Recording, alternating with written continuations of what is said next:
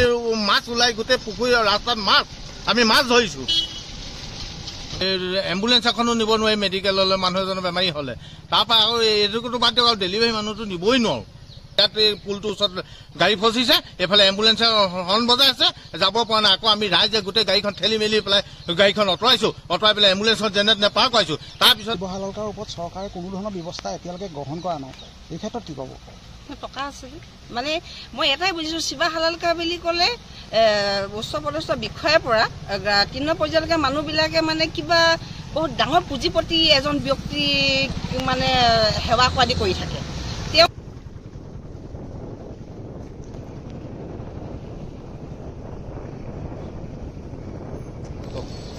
সঁচাকৈ এই ৰাস্তাটোৰ পৰা মানে এনেকুৱা অসুবিধা পাইছোঁ, মানে পাতি লাভ নাই। এজন ৰোগীকো আমি এম্বুলেন্সত নিব নোৱাৰোঁ। আৰু এই ঘৰৰ পৰা ওলাই আহিলে এই ৰাস্তাটোলৈ মানে খোজকাঢ়ি বা বাইকখন চলাই যাব নোৱাৰোঁ। খোজকাঢ়ি আহিলেও মানে গাঁতত পৰি গাড়ীয়ে পানী মাৰি দিয়ে। আমি তাৰমানে এই ৰাস্তাটো যদি যাব খুজিলে তাৰমানে যাব নোৱাৰোঁ, আৰু ঘৰলৈ মানে যাবও নোৱাৰোঁ, যাতে এই ৰাস্তাটোলৈ খোজকাঢ়িলে পানী মাৰেই, গোটেই আকৌ কাপোৰ বদলি কৰি আহিব লাগে। আৰু এম্বুলেন্স এখনো নিব নোৱাৰি মেডিকেললৈ মানুহ এজনৰ বেমাৰী হ'লে। তাৰপৰা আকৌ এইটোতো বাদ দিয়ক, আৰু ডেলিভাৰী মানুহটো নিবই নোৱাৰোঁ। ইমান জ্বলা যন্ত্ৰণা পাইছোঁ ৰাস্তাটোৰ পৰা আমি মানে। কিমান দিনৰ পৰা ৰাস্তাটো এনেকৈ পৰি আছে? এই ৰাস্তাটো আপোনাৰ প্ৰায় এবছৰে হ'ল এতিয়ালৈকে। য'তে ত'তে গাঁত, গাড়ী ফচে, গাড়ী যাব নোৱাৰে। সেইদিনাখন পৰহি দিনাখন এই মানে ইয়াত এই পুলটোৰ ওচৰত গাড়ী ফচিছে, এইফালে এম্বুলেন্সে হৰ্ণ বজাই আছে, যাব পৰা নাই। আকৌ আমি ৰাইজে গোটেই গাড়ীখন ঠেলি মেলি পেলাই গাড়ীখন অঁতৰাইছোঁ, অঁতৰাই পেলাই এম্বুলেন্সখন যেনে তেনে পাৰ কৰাইছোঁ। তাৰপিছত আকৌ গাড়ী আহিব পৰা নাই। ৰাইজখন আমাৰ ইমান অসুবিধা হৈছে, ৰাইজে আমি সহায় নকৰিলে গাড়ী পাৰ হ'ব নোৱাৰে। মানে এনেকুৱা ভাবিছোঁ যে অসমত বিভাগেই নাইকিয়া হ'ল নেকি? এই ৰাস্তা পদূলি ঠিক কৰিব পৰাৰ কাৰণে কোনো বিভাগ নাইকিয়া হ'ল নেকি? আমাৰ সন্মানীয় অসমৰ মুখ্যমন্ত্ৰীক আমি ইমান ভাল পাওঁ, তেখেতে এই ৰাস্তাটো কি কৰিছে মই একো গম নাপাওঁ। অসম মেলা ক'ত একো অসম মেলাই হোৱা নাই। এইটো ৰাস্তা অকল গাঁতহে দেখিছোঁ, ফিচাৰী সৌদিনাখন এই পুখুৰীৰ মাছ ওলাই গোটেই পুখুৰী ৰাস্তাত মাছ আমি মাছ ধৰিছোঁ।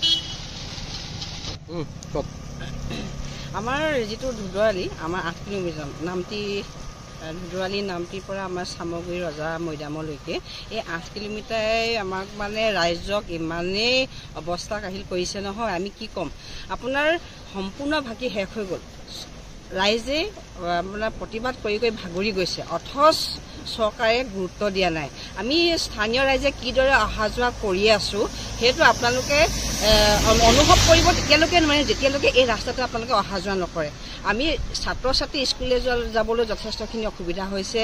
আমাৰ কি কয় মেডিকেললৈ আমাৰ অসুস্থ ব্যক্তিসকলক নিবলৈ যিখিনি আমি অসুবিধাৰ সন্মুখীন হৈছোঁ, বা আমিয়ে সদায় ওলাই যাব লাগে, আমি সমাজকৰ্মী মানুহ সদায় ওলাই যাব লাগে, কিন্তু আমি যেতিয়া ঘৰৰ পৰা ওলাই যাওঁ আকৌ সুস্থ হৈ ঘৰত সোমাহি নাই সেইটো আমি নিজে নাজানো। সেইকাৰণে পুনৰ অনুৰোধ জনাইছোঁ, এই ৰাস্তাটো যাতে চৰকাৰে গুৰুত্ব দিয়ে, নহ'লে আমি অনিৰ্দিষ্ট কাললৈ আমি ৰাস্তাটো বন্ধ কৰি দিবলৈ স্থানীয় ৰাইজে বাধ্য হ'ম। শিৱ হালালকাৰ নামৰ এজন ঠিকাদাৰক এই কামটো দিয়া হৈছিলে, কিন্তু 10% কামো সম্পূৰ্ণ নকৰাকৈ তেওঁলোকে ইতিমধ্যে পলায়ন কৰিছে বুলি জানিব পৰা গৈছে। এই ক্ষেত্ৰত কি ক'ব? মই জনামতে তেখেতসকলে কৰ্মচাৰীসকলক দৰমহা দিয়া বন্ধ কৰি দিলে বুলি কোৱা শুনিছোঁ, আৰু বহুত কোটি টকা ইয়াত পানী কৰি থৈ গ'ল। যথেষ্ট ৰাস্তাটো আধা বনোৱাকৈ থৈ গ'ল। এতিয়া সেই ৰাস্তাটোতো সম্পূৰ্ণ নতুনকৈ বনাব লাগিব, এইবিলাকতো সম্পূৰ্ণ নষ্ট হৈ গ'ল। পইচাবোৰতো আমাৰ পকেটৰ পৰাই গৈছে, হয়নে? চৰকাৰেতো আমাক ৰাইজৰ টকাৰে চলাই আছে, তো এই পইচাবোৰ তেখেতসকলে কিয় অপব্যয় কৰিছে? শিৱা হালালকাৰে কথাটো গুৰুত্ব সহকাৰে কিয় নল'লে? তেখেতে এনেকৈ আধাতে এৰি দিব নালাগিছিলে। এইটো আমি স্থানীয় ৰাইজে তেখেতক আমি দোষাৰোপ কৰোঁ, আৰু তেখেতে আমাৰ এই সমস্যাটো সৃষ্টি কৰিলে বুলি আমি ভাবোঁ। সেইজন শিৱ হালালকাৰ, যিজন শিৱ হালালকাৰে 37 নং ৰাষ্ট্ৰীয় ঘাইপথটো শিৱসাগৰ জাঁজিৰ পৰা ডিমৌলৈকে যিডোখৰ পথ বনাইছিলে, সেই পথটো আধা খৰিকৈ এৰি থৈ গুচি গ'ল। তাৰ পৰৱৰ্তী পৰ্যায়ত ঐতিহাসিক ধুদৰালিটো এনেকৈ আধা খৰিকৈ এৰি থৈ গুচি গ'ল। সেই শিৱ হালালকাৰৰ ওপৰত চৰকাৰে কোনো ধৰণৰ ব্যৱস্থা এতিয়ালৈকে গ্ৰহণ কৰা নাই, এই ক্ষেত্ৰত কি ক'ব? টকা আছে মানে মই এটাই বুজিছোঁ, শিৱা হালালকাৰ বুলি ক'লে উচ্চপদস্থ বিষয়াৰ পৰা তৃণমূল পৰ্যায়লৈকে মানুহবিলাকে মানে কিবা বহুত ডাঙৰ পুঁজিপতি এজন ব্যক্তি মানে সেৱা কৰাদি কৰি থাকে। তেওঁ যিখিনি কাম কৰি আছে, যিখিনি টকা চৰকাৰে নষ্ট কৰি আছে, সেই ক্ষেত্ৰত চৰকাৰে এটা তেখেতৰ ওপৰত পদক্ষেপ ল'ব লাগে। তেখেতৰ মতালি মতে নচলিব, কাৰণ তেখেতক পইচা দিছে আৰু যিটো চৰকাৰে তেখেতক পইচা দিছে সেই পইচাটো আমাৰ পকেটৰ পৰা গৈছে, আমাৰ জনসাধাৰণৰ পকেটৰ পৰা গৈছে। এই ক্ষেত্ৰত মই চৰকাৰক এটা পদক্ষেপ ল'বলৈ কৈছোঁ। শিৱা হাজৰিকাৰ এনেকুৱাও মতালি নচলিব।